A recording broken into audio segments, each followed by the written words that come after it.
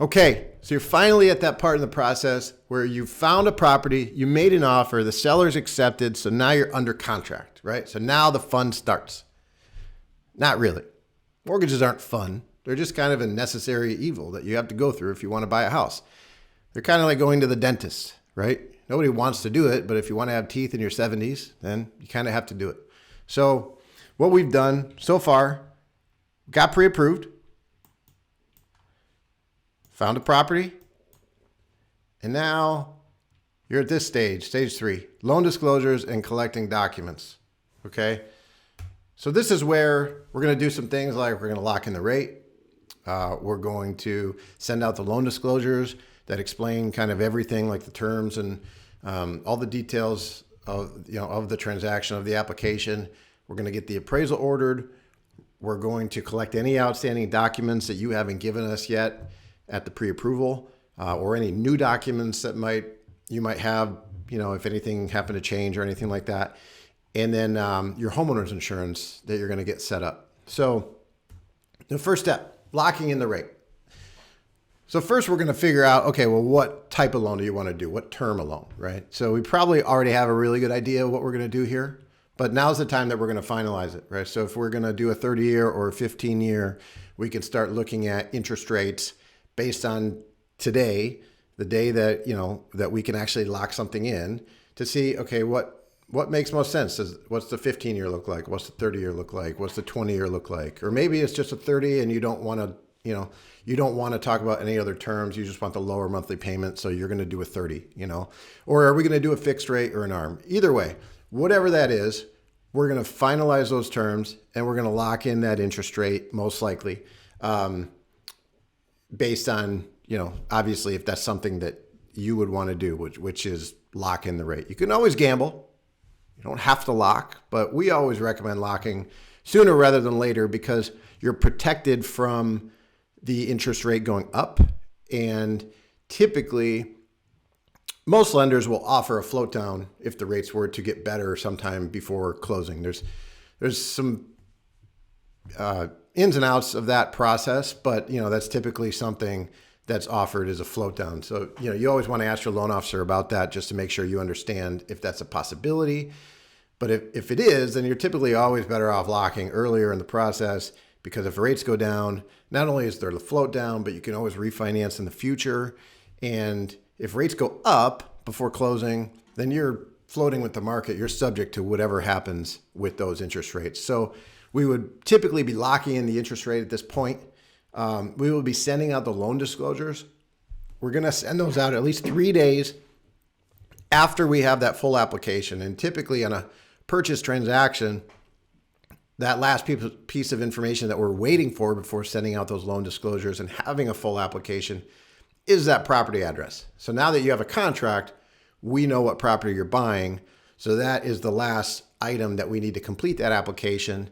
And for compliance reasons, lenders have 3 days after that in order to send out these disclosures, right? So things are going to start moving kind of quickly here, not only because, we have to meet these compliance deadlines, but also your contract has specific dates that we have to meet as well, called contingency dates. And then obviously you have a closing date that has to be met.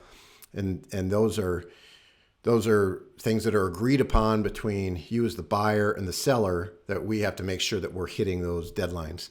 The disclosures are typically signed electronically. Back in the day, these were all paper documents. Nowadays, most lenders have electronic documentation that you can sign these electronically, so that makes it a lot easier. Your contract is going to dictate, when you have to apply, how many days you have to apply after going under contract for the mortgage. It's going to say when you have to have the mortgage approved by, and then of course, kind of a closing date, right? So these are all things that we have to make sure that we're meeting, and that you as the buyer has to make sure that you're doing your due diligence as well to make sure that the lender has the ability to make those dates, right? And it's also important to understand that these loan disclosures that we send out, they're still kind of early in the process. There's a lot of things that we may not know or don't know, like title fees, or we don't know how much your insurance is going to cost because you probably haven't obtained the insurance policy yet. or if, maybe something changed, right? And when you got the pre-approval, you had a different job and now you have a new job with a higher salary or something like that. So this information on the application, it may still need some editing, but that's okay. It's all preliminary. We can always edit this information after the fact. So if the lender sends you out an application that has an old job on there, you just need to update them. Doesn't necessarily mean that the application is obsolete or anything like that, because again, this is really just the application so that you can initiate the process for getting the mortgage in order to meet your deadline per the contract that says how many days that you have to start that process. We're also going to be ordering the appraisal. So the appraiser is the one who's going to go verify that you're not paying too much for the property. And they also want to verify that the property is in a safe and healthy condition to be livable, right? We typically will want to wait until after you've had your home inspection before ordering the appraisal. But if you've entered into a contract that has a quicker than normal closing date, we may not have the luxury to do that. Because remember, we have deadlines we have to hit. We have to have the mortgage fully approved by a certain date per your contract. So if that date is a quicker one rather than a longer one, we may need to order that appraisal before you actually have your inspection done. The reason that we might want to wait until the inspection is done before ordering the appraisal is because if you have your home inspection and you discover something wrong with the property that's going to cause you to back out of the contract, you don't want to pay for an appraisal on a property that you're ultimately not going to buy. So that would be the reason that we would like to have the inspection done first if we have the time to do it. The appraisal is always paid for up front because the appraiser has to be paid before he goes out to the property. So that's the one thing that you typically pay for at this point in the process. And again, we want to make sure that the deal is moving forward before that can happen. So if time allows, then that would be the ideal situation. It doesn't always allow for that. And it just kind of depends on what the contract says, when the dates are, when the closing date is, so on and so forth. Typically takes about 1 to 2 weeks before we get that report back. Whether it's going to take, it's quicker or longer kind of depends on who ultimately is the appraiser, how busy are they, how busy is the market in general, right? Is it peak summer buying season and appraisers have a ton of work going on, or is it really, really slow and they can just go out there the next day? So that just kind of depends on the situation, the market, the timing, things like that. Also depends on the property itself. Is it a bigger property? Bigger properties take longer to inspect, right? Is it a property that's tougher to find comps on because it's remote or it's a unique property, right? So all of these factors come into play to determine how quickly or how long it will take to get that report back. And then the things that we're looking for, like I mentioned at first, is the value and the property condition. So, ideally you want the property value to be at least at or above what you're paying for the property. That's what the appraiser is looking for. And that's what the bank and the lender is looking for to make sure that you're not overpaying for the property. If the appraisal does come in lower than what the purchase price is, you have the ability to try to renegotiate with the seller based on that appraisal. If that happens, sometimes it works to where you can get a cheaper price than what you ultimately negotiated. Depending on, again, the market. If it's a seller's market, then and the seller has other potential buyers waiting in the wings, then they may not be willing to renegotiate. If it's a buyer's market and there's no other buyers out there, then maybe they're more willing. So it just kind of depends on the market, on the situation. Certainly lean on your real estate agent, your attorney in terms of, how to approach that situation in the event that the appraisal comes in low. And then the other thing that the appraiser is looking for is going to be the property condition. So the lenders have specific requirements in terms of, the condition that properties have to be in order to get, a traditional conventional mortgage. And those typically revolve around health, safety, structural, right?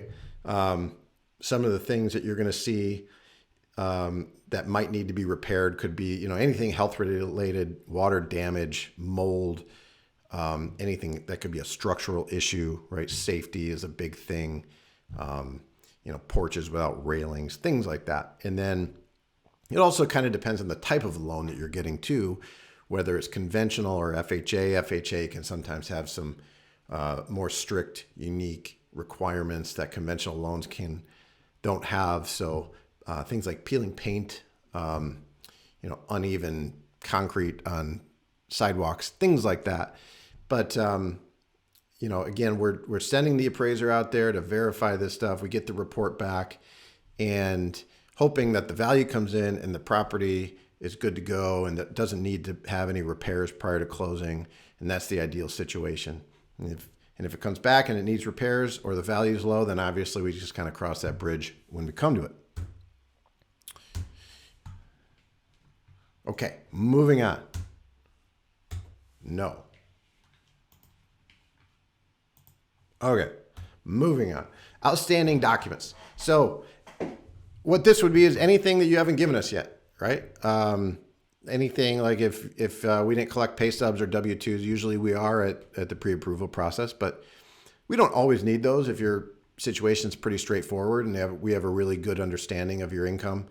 So anything that you haven't given us yet or anything new, maybe if something new happened and we don't have documentation for whatever that is, we typically advise our clients not to do things like buy new cars or switch jobs, but it happens. Sometimes you get an offer you can't refuse on a job and you want to take that new job. And, assuming that you called us first and talked to us about that. And we said, yeah, go ahead and do it. Then we probably don't have those pay stubs yet. Or maybe you have an offer letter and you haven't gotten a pay stub yet. So, whatever the documents are, we're going to collect everything at this point because we're getting ready to send the file to underwriting. So we want to collect any other documents that we haven't received. We're going to collect things like your earnest money, probably gave an earnest money check.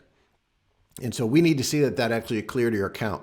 You might not have that at this point in the process, but it's something you're going to want to keep an eye on to make sure when that clears your bank account so that we can get proof that it came out of the bank account, seller cashed it, it's at the or at the title company or whatever, so that we can use that towards your down payment. So that would be with things like copy of a canceled check, a bank statement showing that it cleared the account.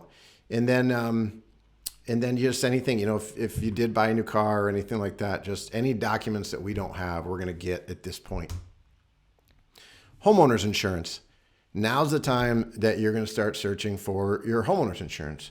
Your contract probably says that you have a certain amount of time before you at least have to get a quote. So you want to make sure that you do that. It's pretty rare, but in the case that you're buying a property that might have had a bunch of claims and it's uninsurable, you need to know that before that deadline, because if you're buying a property that can't be insured, you might not want to buy that property after all, right? So you have a deadline in your contract most likely that says that you need to get a quote by a certain amount of date. And you want to make sure that you do that. So read your contract.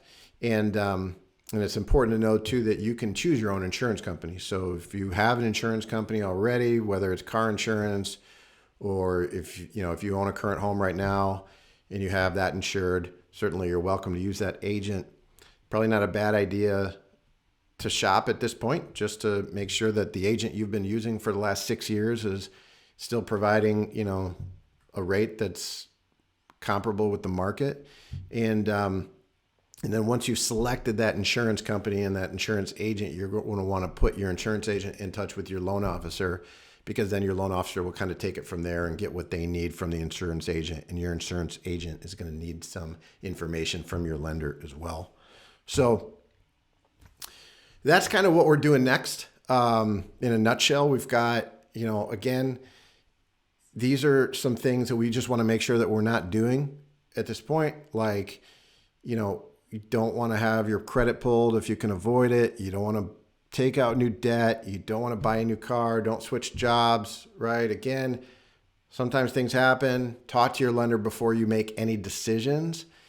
But just remember that you are applying for a mortgage, and the mortgage that you're applying for is based heavily on things like your income as it stands on the application, your existing debts, right? So if any of that changes, it could potentially be disastrous for your mortgage. So you wouldn't want to do anything that's going to cause you to not qualify for the house.